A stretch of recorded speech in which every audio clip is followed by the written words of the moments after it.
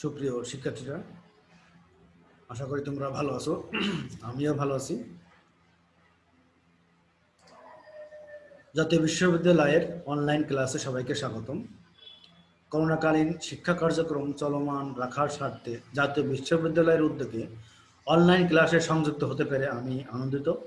সবাইকে স্বাস্থ্যবিধি মেনে চলার আহ্বান জানাচ্ছি।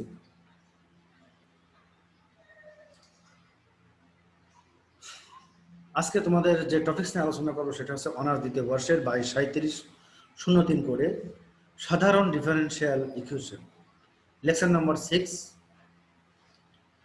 লেকচারের শিরোনাম প্রকৃত অন্তরক সমীকরণ এবং প্রকৃত আকারের অন্তরকযোগ্য সমীকরণ।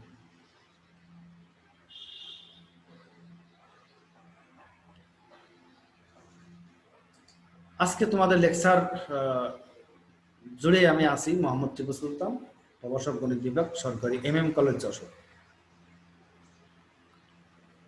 তো ঠিক আছে, আমরা প্রথমে জেনে নিই প্রকৃত অন্তরক সমীকরণটা কি জিনিস।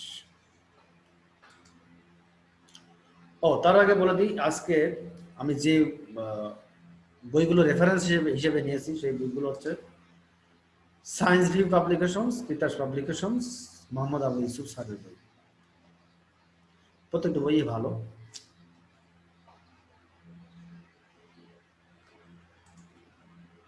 তো ঠিক আছে, আজকে আমরা প্রকৃত অন্তরক সমীকরণটা কি জিনিস সেটা আগে দেখে নিই।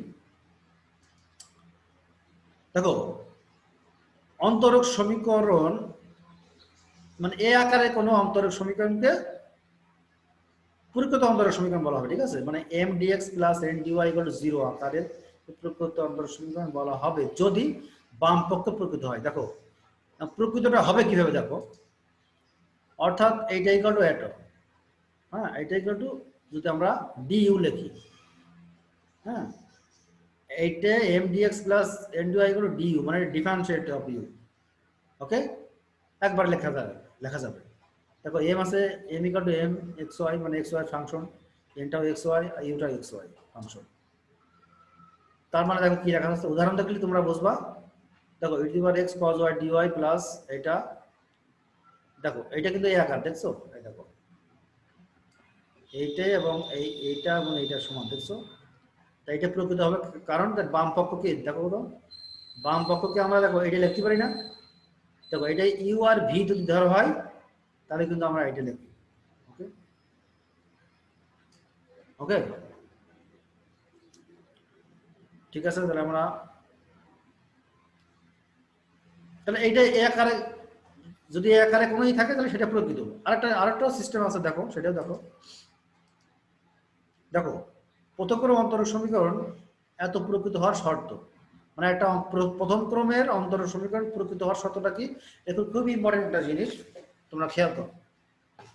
যদি আমরা এম কে যদি আমরা পার্শিয়ালি ডিফারেন্সিয়েট করি, এন কে যদি আমরা পার্শিয়ালি এক্স এর সাপেক্ষে করি, যদি দুই পক্ষ সমান হয়, সে তখনই কিন্তু এটা আমরা কি বলবো, এক্সাক্ট ইকুয়েশন বা প্রকৃত অন্তরক সমীকরণ। ওকে, পরীক্ষা যদি আসে, যদি একটা সমীকরণ আসে যে একটা ইকুয়েশন এক্সাক্ট কিনা, তাহলে কি করবা, এই টেস্ট করবা। এটা কিন্তু টেস্ট, ঠিক আছে, সরি, এটা টেস্ট, এটা এক সমীকরণ এক্সাক্ট কিনা সেটা টেস্ট। আর যদি এক্সাক্ট না হয়, সেই ক্ষেত্রে আমরা বিভিন্ন পন্থা অবলম্বন করবো। ঠিক আছে, বিভিন্ন পন্থা। হ্যাঁ, তো মূলত এইটা তোমার মাথায় রাখতে হবে, কিন্তু এইটা মাথায় রাখতে হবে। ওকে, তো আমরা এখন দেখবো এই এক্সাক্ট ইকুয়েশন কিভাবে সমাধান করা যায়, কিছু নিয়ম দেখবো। প্রকৃত অন্তরক সমীকরণ সমাধান নিয়ম দেখো, 1 নম্বর নিয়ম দেখো, আমি লিখে দিয়েছি সব। যদি ওই যে mdx + ndy = 0 প্রকৃত হয়, তবে একের সমাধান, মানে একটা ইকুয়েশন যদি এক্সাক্ট হয়ে যায় সেই ক্ষেত্রে সমাধান হবে এইটা। এইটা কিন্তু মাথায় রাখবে, মোস্ট ইম্পর্টেন্ট। এই যে এইটা কিন্তু তোমার মনে রাখতে হবে, কি, ইন্টিগ্রেশন y ধ্রুবক ওই mdx plus integration n into, মানে এই x নট মানে x বর্জিত পদ, মানে আমরা যে n পাবো, এই যে n আছে না, n তো একটা ফাংশন, ওর ভিতরে যদি x থাকে সেই xটা বাদ দিয়ে দেবো। আর এই জায়গাটা ওয়াই মানে আছে ধ্রুবক, মানে ওর কোনো ক্যালকুলেশন ইন্টিগ্রেশন করা যাবে না। ওকে, আরো দেখো নিয়ম আছে, অনেকগুলো নিয়ম আছে। যদি দেখো মানে যদি এটা যদি প্রকৃত না হয়, প্রকৃত না হয় আবার কি, এম এন যদি সমানুপাতিক মানে হোমোজিনিয়াস হয়, যদি এম আর এন যদি হোমোজিনিয়াস হয় বাট নট এক্সাক্ট, সেই ক্ষেত্রে কি হবে দেখো, আমরা কি করবো, আইএফ মানে ইন্টিগ্রেটিং ফ্যাক্টর বের করব, বের করে মনে রাখবা এই একটা এই জিনিসটা মানে এটা বের করবো, মানে একটা সমীকরণকে এক্সাক্ট করতে গেলে আমরা এই ইন্টিগ্রেটিং ফ্যাক্টর বের করতে হয়। হ্যাঁ, তারপর কি রাখবো, ইন্টিগ্রেটিং ফ্যাক্টর বের করবো কিভাবে, 1/mx প্লাস ny, মানে এম তো আসাই, কিন্তু এম জানোই, এক্স গুণ করবো প্লাস এন এর সাথে ওয়াই গুণ করবো, যা পাবো সেটা হচ্ছে যে ইন্টিগ্রেটিং ফ্যাক্টর। ওই ইন্টিগ্রেটিং ফ্যাক্টরকে যদি আমরা প্রদত্ত সমীকরণে গুণ করি, গুণ করে যেটা পাবো সেটা হচ্ছে প্রকৃত, কিন্তু মানে এক্সাক্ট হয়ে যাবে। আর এক্সাক্ট হয়ে গেলেই কিন্তু কি হবে, একই সিস্টেম, এই যে এই সিস্টেমে আমরা সমাধান করবো, এক সিস্টেম। মানে যে কোনো অঙ্ককে যদি প্রকৃত না হয় সেই ক্ষেত্রে আমাদের ইন্টিগ্রেটিং ফ্যাক্টর বের করে ওই ইন্টিগ্রেটিং ফ্যাক্টর দিয়ে ওই সমীকরণে গুণ করি, যেটা পাবো সেটা হচ্ছে এক্সাক্ট ইকুয়েশন বা প্রকৃত অন্তরক সমীকরণ। তারপরে কাজটা কি, তারপরে কাজ এই যে এটা, ওই যে যেভাবে সমাধান করতে হবে, যে নিয়ম লিখে দিয়েছি ওই নিয়মে করতে হবে। তারপর আমরা ইসি চলে যাবো নিয়মের ইসেও, মানে অঙ্ক করলে তোমাদের এইগুলো মনে থাকবে ভালো। দেখো আরো দুটো নিয়ম আছে। দেখো এম এক্স ওয়াই, যদি এক্স ওয়াই আকারে থাকে এবং ওয়াই থাকে এ আকারে থাকে, হ্যাঁ, তোমরা মানে এটা দেখে বুঝতে পারবে না, ঠিক আছে। নিয়মগুলো আগে অঙ্ক করবো, অঙ্ক করার সাথে সাথে আমরা এই নিয়মগুলো জানবো। ওকে, ঠিক আছে।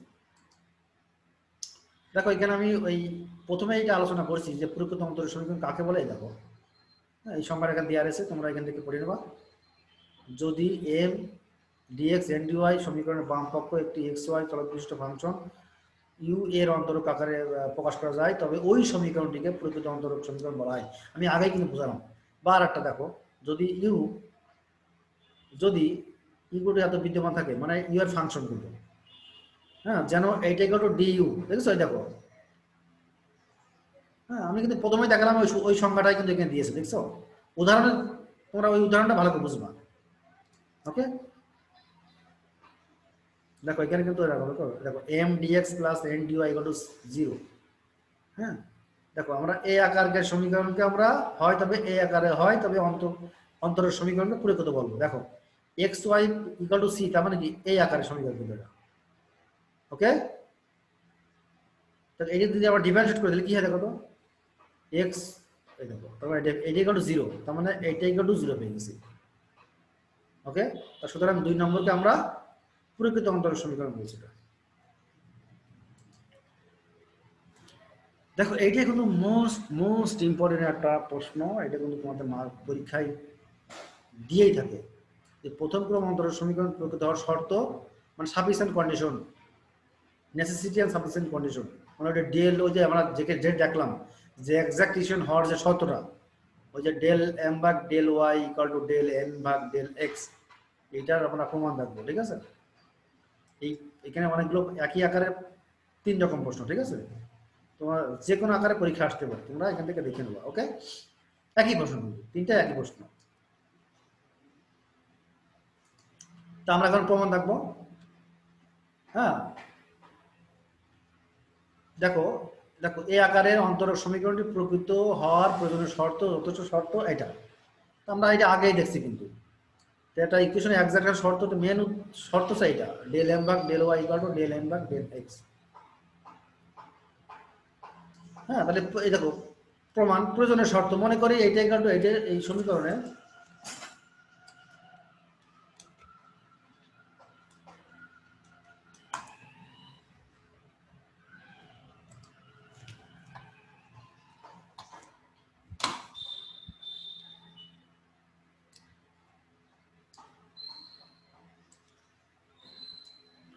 দেখো, তো মনে করি এই সমীকরণটা, এটা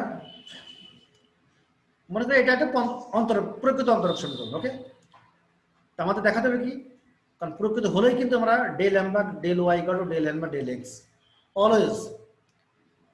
হ্যাঁ দেখো তাহলে আমাদের এই 1 নম্বর সমীকরণটা, এই 1 নম্বর সমীকরণটি প্রকৃত অন্তরক প্রকৃত, যেহেতু সেহেতু যেহেতু এই সমীকরণটা প্রকৃত অন্তরক, সেহেতু প্রকৃত অন্তরকের সংজ্ঞাতে আমরা পাই এই যে এটা কিন্তু প্রকৃত অন্তরকের সংজ্ঞা। আমরা কিন্তু এই সংজ্ঞাটা প্রথমেই দেখছি, কিন্তু এটা প্রকৃত অন্তরকের একটা সংজ্ঞা। হ্যাঁ, যে M dx plus N dy equal to d f বা ডেল ডিইউ ছিল, আমরা প্রথম পড়ছি না ডিইউ। হ্যাঁ, ইউ বা এফ একই জিনিস। দেখো তা আমরা দেখো ডি এফ এক্স ওয়াই, এই এফটা হচ্ছে এক্স ওয়াই এর ফাংশন। তাহলে আমরা যদি এটাকে যে ডিএফ কে আমরা কি করবো, আংশিক অন্তরকের যে সংজ্ঞা সেখান থেকে আমরা এটা পাচ্ছি। কিন্তু ডিএফ ইকুয়াল টু, এই ডিএফ কে আমরা লিখবো ডেল এফ ভাগ del x dx plus del f ভাগ del y equal to y. Del f df equal to আমরা এইটাই, এটা কিন্তু মাথায় রাখবে, কিন্তু এটা আংশিক অন্তরকের সংজ্ঞা। এটা আংশিক অন্তরকের সংজ্ঞা। যদি ডেল এফ ইকুয়াল টু এইটা লেখা যায়, তা এটা তো আছেই, এটা তো আছেই। উভয় পক্ষ থেকে আমরা এই ডিএক্স এবং ডিওয়াই এর সব সমীকৃত করব। তাহলে আমরা কি পাবো, এম ইকুয়াল টু এটা পাবো এবং এন ইকুয়াল টু এটা পাবো। তোমরা নিশ্চয়ই বুঝছো। এবার আমরা এম এর এই এম কে যদি আমরা ওয়াই সাপেক্ষে আবার আংশিক ডিফারেন্সিয়েশন করি, তাহলে কি হবে দেখো, আমরা কিন্তু এইটা পাচ্ছি। মানে এইটা আমরা দুই দিকে আমরা del del by del y নিলাম, ঠিক আছে। দেখো এটা আমরা একই জিনিস। তো এই জায়গাতে আমরা এই ডেল এক্স কে আমরা বাইরে বের করবো আর ওয়াই কে আমরা ভিতরে ঢুকাই দেবো, মনে করো এই জায়গায় এই সমীকরণে এসে ডেল বাই ডেল ওয়াই মান কত এন। তার মানে কি এইটাই গেল এটা, যা প্রকৃত হওয়ার শর্ত। তোমরা আমরা এটা পুরোপুরি বুঝছো, ঠিক না? এটা কিন্তু খুব ইম্পর্টেন্ট, তোমরা করে নেবা। আমরা এখন নেক্সট স্লাইডে যাই, কিছু অঙ্ক করবো। ওকে, দেখো 3x square y minus 6x into dx plus x cube plus 2y dy equal to 0। দেখো তোমাদের কিন্তু এটা কিন্তু একটা m dx plus n dy আকারে, ঠিক না? তোমাদের প্রথম কাজ কি, এটা সমাধান করতে কি লাগবে, এটাকে এক্সাক্ট কিনা সেটা আগে দেখতে হবে, ঠিক আছে। যদি এক্সাক্ট আগে প্রকৃত কিনা সেটা আগে দেখবো। দেখো প্রদত্ত সমীকরণ এত আকারের, অবশ্যই তাহলে এইটা এবং এইটা যদি কম্পেয়ার করি, তাহলে আমরা কি লাগবো, এম ইকুয়াল টু কি লাগবো দেখো তো, 3x square y minus 6x। এই দেখো এম ইকুয়াল টু এইটা, আর এন ইকুয়াল টু কি লাগবো, x কিউব প্লাস 2y। তাহলে আমাদের এখন টেস্ট করতে হবে এটা এক্সাক্ট কিনা। তো এক্সাক্ট কিনা তাহলে কি ডেল এম ভাগ ডেল ওয়াই, তার মানে এটা ওয়াই সাপেক্ষে আংশিক করতে হবে। হ্যাঁ, তাহলে আমরা কি লাগবো দেখো, তাহলে দেখো 3x স্কয়ার ওয়াই সাপেক্ষে হচ্ছে না, তো ওয়াই করলে 1 হয়, আর 6x মানে এটা 0। আংশিক করলে যার ভিতরে ওয়াই থাকবে না সেটা 0 হয়ে যাবে, ঠিক আছে। মানে যার সাপেক্ষে করবো,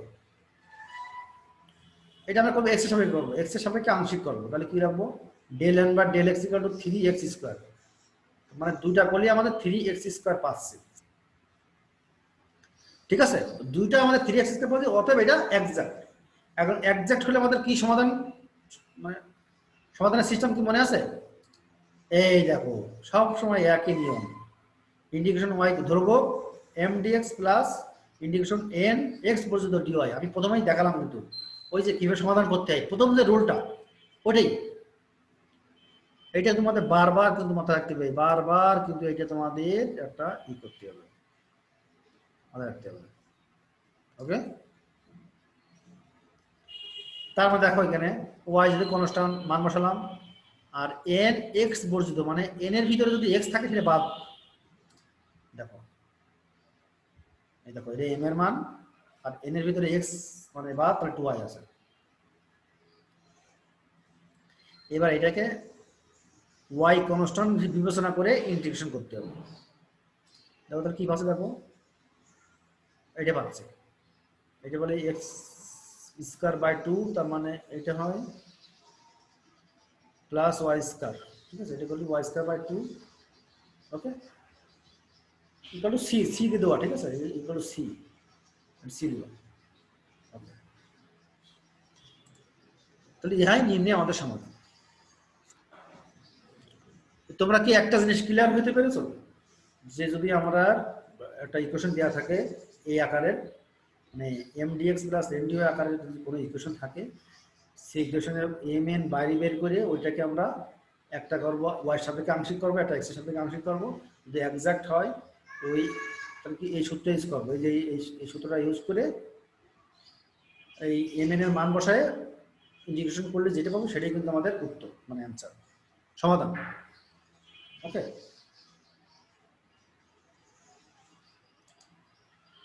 দেখো এখান থেকে আর একটা সমাধান দেখো।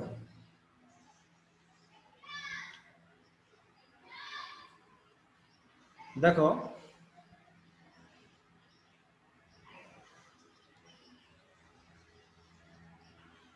Y square dx into x square minus x y minus y square dy. দেখো এইটা কিন্তু একটা হোমোজেনাস ইকুয়েশন, দেখছো সবার ঘাত কিন্তু যোগ করে সব 2 2 আছে, তার মানে এটা হোমোজেনাস ইকুয়েশন। এবং হোমোজেনাস ইকুয়েশন এটা কিন্তু এক্সাক্ট হবে না। তুমি যদি এটা বের করো, দেখো এটা যদি এম ধরো, এটা যদি এন ধরো, এটা যদি ওয়াই সাপেক্ষে করো, এটা এক্স সাপেক্ষে করলে দুটো সমান হবে না। ওকে, তাহলে এই জাতীয় ইকুয়েশন গুলো সমাধান করতে কি লাগবে, এদের ইন্টিগ্রেটিং ফ্যাক্টর বের করতে হবে। ইন্টিগ্রেটিং ফ্যাক্টর বের করে ওই ইন্টিগ্রেটিং ফ্যাক্টরটা এই সমীকরণের যোগ গুণ করে তারপরে কিন্তু এক্সাক্ট হবে বা প্রকৃত হবে। দেখো আমি প্রথম আগে দেখো কি করা যায়, এই প্রদত্ত সমীকরণ এই আকারে লিখি, এটা এই আকারে এবং সমমাত্রিক, বুঝতেই পারছো, এম ইকুয়াল টু এত, এই তো এত, কিন্তু এটা কিন্তু এক্সাক্ট সমীকরণ না। ওকে, দেখো ডেল এম ভাগ ডেল ওয়াই বলে কত 2y হলো, del N by del x বলে 2x, আর এখানে মাইনাস ওয়াই আর 0, তার মানে কি এটা আছে যে এক্সাক্ট হচ্ছে না। তাইলে আমাদের যেহেতু এটা একটা হোমোজেনাস ইকুয়েশন, সেই জন্য আমাদের ইন্টিগ্রেটিং ফ্যাক্টর বের করার যে নিয়ম সেটা হচ্ছে যে এটা আইএফ ধরতে হবে, আইএফ ইকুয়াল টু এটা, হ্যাঁ এখানে লেখা থাকা ছিল আইএফ মানে ইন্টিগ্রেটিং ফ্যাক্টর ইকুয়াল টু 1 ভাগ mx প্লাস ny। ঠিক আছে, এই এম মনে রাখতে হবে কিন্তু হোমোজেনাস ইকুয়েশন ক্ষেত্রে ইন্টিগ্রেটিং ফ্যাক্টর বের করার নিয়ম আছে, এই সূত্র আছে এটা, এখানে আইএফ দিবা, এখানে আইএফ দিলে ভালো হবে, আইএফ ইকুয়াল টু এটা, ইউ না দিলে সমস্যা নেই, ই কোনটার ব্যাপার না, আইএফ ইকুয়াল টু এইটা, এম এর মান বসালাম, এন এর মান বসিয়ে আমরা এটা পাচ্ছি, এইটা করলে আমরা এটা পাচ্ছি। এবার এই জিনিসটাই কিন্তু আমাদের কি করতে হবে, এই সমীকরণের উভয় দিক গুণ করে দেবো, গুণ করলে যা পাবো, গুণ করলেই কিন্তু আমাদের এক্সাক্ট হয়ে যাবে, দুই পক্ষ মেলবে, ওই এম এর সাথে করলেও যা হবে, এন এর সাথে যদি এক্স এর সাথে আমরা আংশিক করি তাহলে আমরা কিন্তু মিলে যাবে। এই দেখো এটা করলাম, এই দেখো এবার এটা কিন্তু আমাদের এক্সাক্ট হয়ে গেল। হ্যাঁ, এটা কিন্তু আমরা এম এন ধরি, এটা এম এটা এন, এটা কিন্তু এম এটা এন ধরে যদি আমরা ওইটা করি ডেল এম ভাগ ডেল ওয়াই আর ডেল এন ভাগ ডেল এক্স করি তাহলে আমাদের মিলে যাবে, মিলে গেলেই এক্সাক্ট, তাহলে এটা এক্সাক্ট হয়ে গেল। আর এক্সাক্টের এক্সাক্ট ইকুয়েশন সমাধান করার সিস্টেমটা কি তোমরা মনে হয় ইতিমধ্যে জেনে গেছো, সেটা হচ্ছে যে এই দেখো ইন্টিগ্রেশন ওয়াই কনস্ট্যান্ট, এটা m dx plus integration x বর্জিত, মানে কি দেখো এর এই এন এর ভিতরে এক্স যেখানে থাকবে সেটা বাদ, তার মানে এটা বাদ, তার মানে কি 1 ভাগ ওয়াই, ঠিক আছে, মানে 1 ভাগ ওয়াই, মনে হয় বুঝে গেছো। এবার এইটা ইন্টিগ্রেশন করে বলতে হবে, ওয়াই কনস্ট্যান্ট কিন্তু এখানে এক্স স্কয়ার মানে ওয়াই স্কয়ার মানে কনস্ট্যান্ট, ওটা যদি সূত্র ফেলা হয় তাহলে এটা পাই।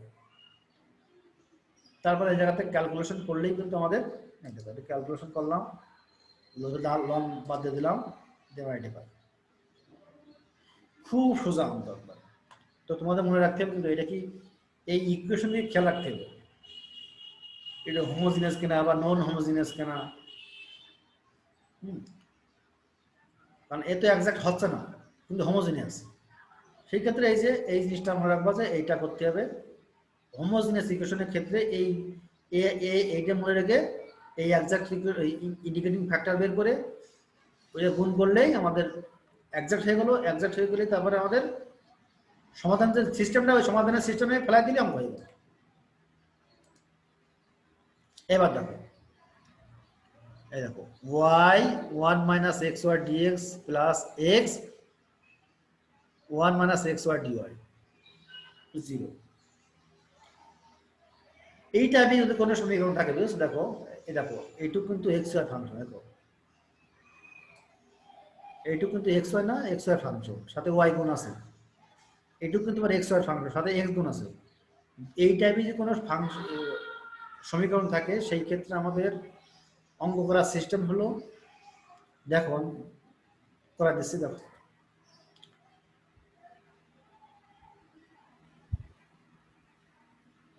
দেখো তাহলে এটা দেওয়া আছে প্রদত্ত সমীকরণ, এটা ঠিক আছে। হ্যাঁ, এটা দেওয়া আছে, দেখো দেওয়া আছে। তারপরে ধরলাম এটা এখন এম আর এটা এন। প্রথমে কাজটা হলো এটা এক্সাক্ট কিনা টেস্ট করা। যদি এটা আমরা করলাম, এটা করলাম, অতএব দূরত্ব সমান না, অতএব এটা নট এক্সাক্ট, মানে এক্সাক্ট না, ঠিক আছে। যেহেতু এক্সাক্ট না, তাহলে কি এক্সাক্ট তো করা লাগবে, এক্সাক্ট না করলে তো সমাধান বেরোবে না, ঠিক না। এক্সাক্ট যদি না হয় তাহলে তো আর এর সমাধান বেরোবে না। সেই জন্য এক্সাক্ট ইকুয়েশন থেকে এবার যদি নট হয়, তাহলে সেই ক্ষেত্রে আমাদের এর ইন্টিগ্রেটিং ফ্যাক্টর বের করতে হবে। এবং ইন্টিগ্রেটিং ফ্যাক্টর বের করার এক একটা অঙ্ক জন্য একটা রুল আছে। আমরা এর আগে একটা দেখলাম হোমোজিনিয়াস ইকুয়েশনের ক্ষেত্রে কি করলাম, একটা নিয়ম, এটা কিন্তু হোমোজিনিয়াস না, দেখছো, এটা কিন্তু আমার এই x y into y function x y into x এই আকারে রয়েছে।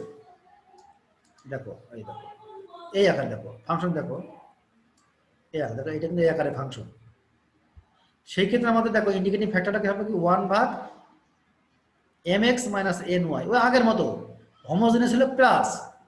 দেখো তোমরা একটু খেয়াল করো, হোমোজিনিয়াস ছিল কিন্তু প্লাস চিহ্ন, আর যেহেতু ফাংশনটা এই আকৃতির তাহলে মাইনাস, ঠিক আছে। তাহলে আমরা এটা করলাম, এটা আগে বের করে নিলাম।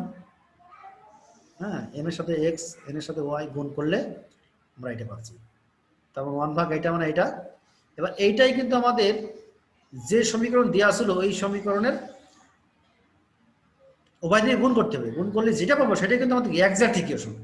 এবার এই এক্সাক্ট ইকুয়েশনকে আমরা সমাধান করবো। দেখো আমরা গুণ করলাম, এটা দিয়ে এটা, এটা গুণ করে দিলাম ওর সাথে একবার, এটার সাথে একবার, এই এক্স এর সাথে একবার এটা, তারপরে এটার সাথে এটা, ঠিক আছে। তোমরা কি বুঝেছো এটা কি করলো?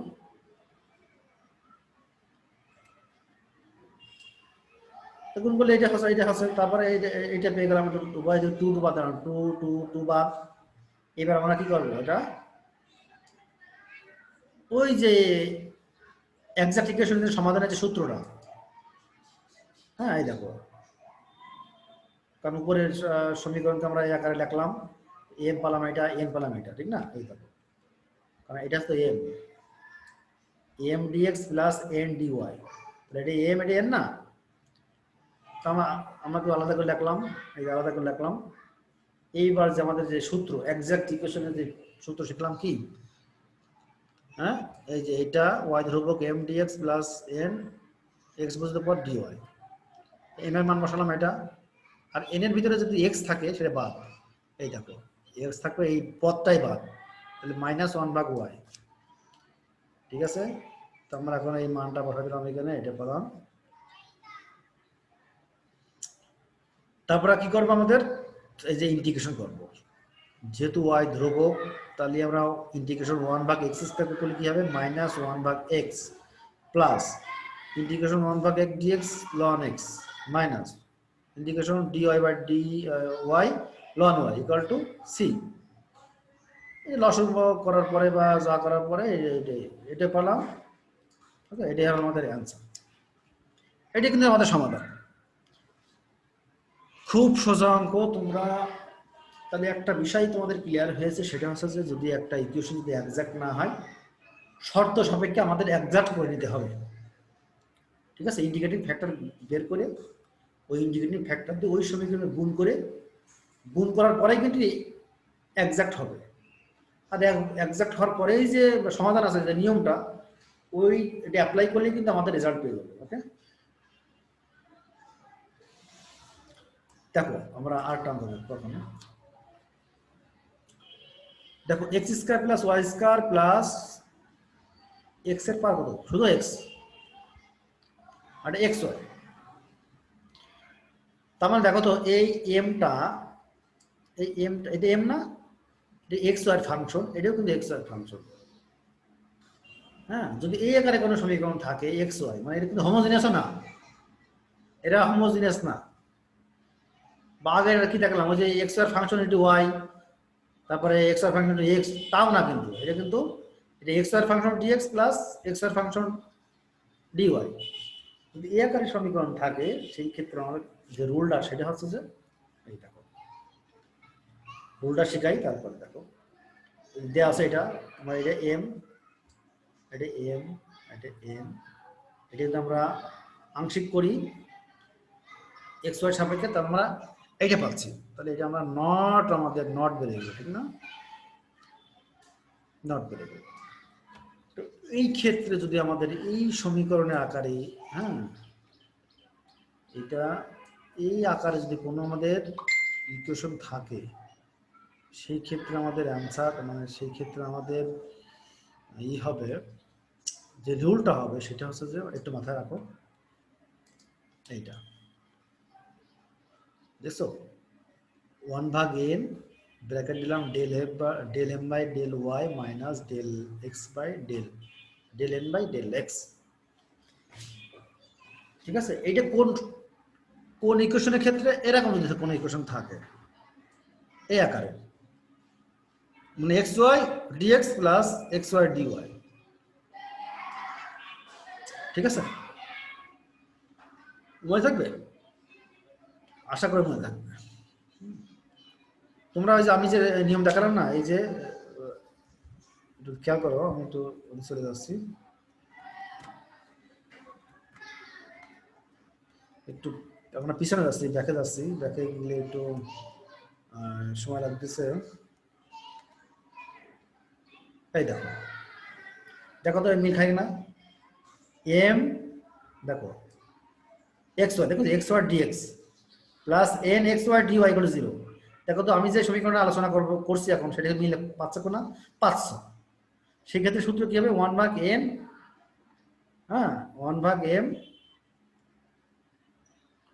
দেখো ডেল এম ভাগ del y minus del M del x. হ্যাঁ, ওকে, এরকম করতে হবে, এমন করে ইন্ডিকেটিং ফ্যাক্টর বের করতে হবে। ওকে, তা আমরা চলে যাই এখন সেই বিষয়ে।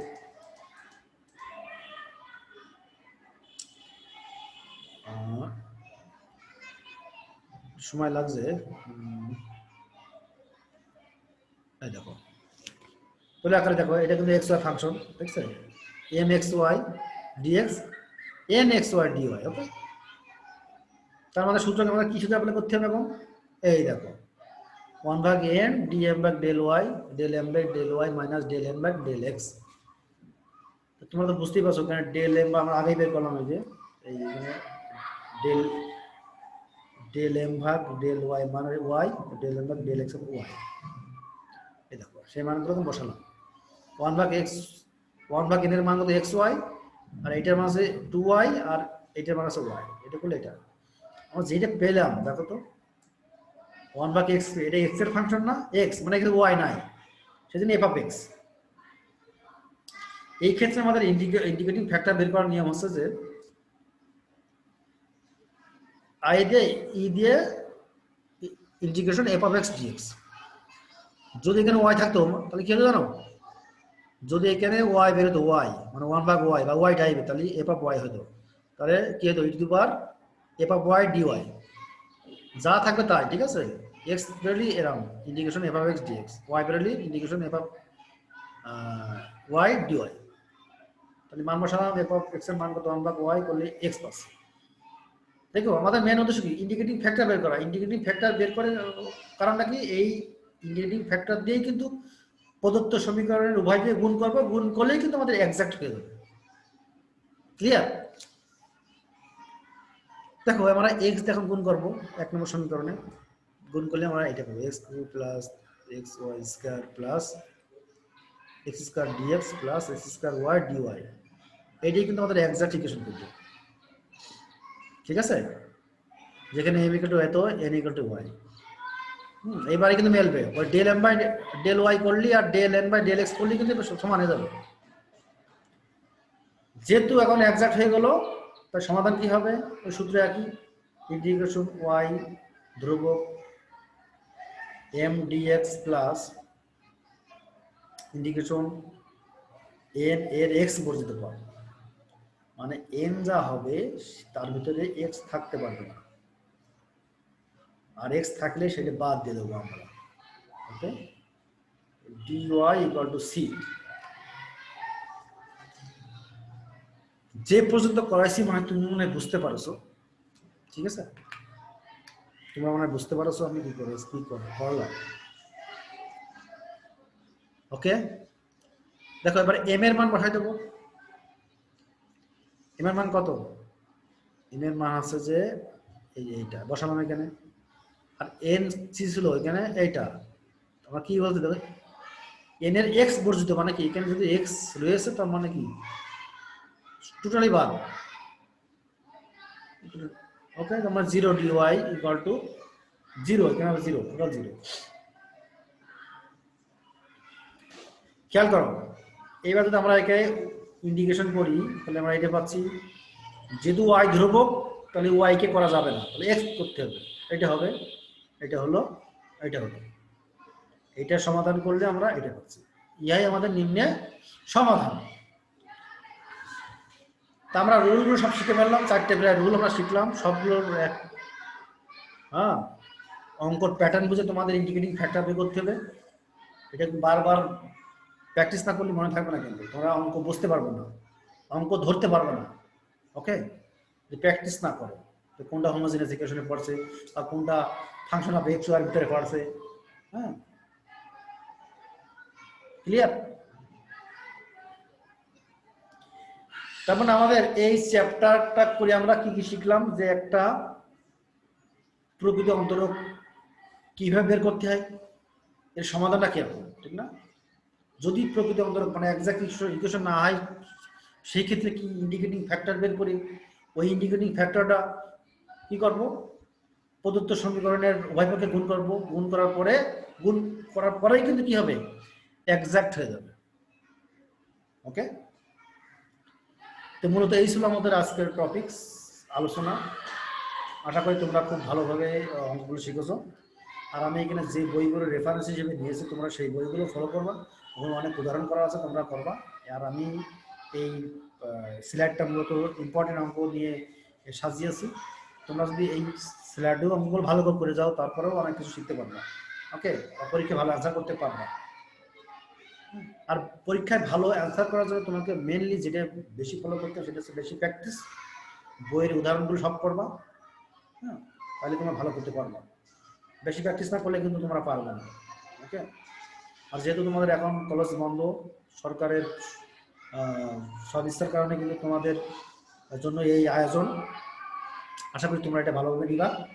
হ্যাঁ, আর হচ্ছে যে কিছু আমি এই যে দেখো, এগুলো তোমার বাড়ির কাজ, এইগুলো তোমার নিজে করার চেষ্টা করছে, এগুলো খুবই ইম্পর্টেন্ট অঙ্ক, তোমরা এগুলো নিজে করার চেষ্টা করবে। ওকে, আশা করি এই অঙ্কগুলো যদি তোমরা ভালো করে যাও তাহলে সব পারবে। তে আমি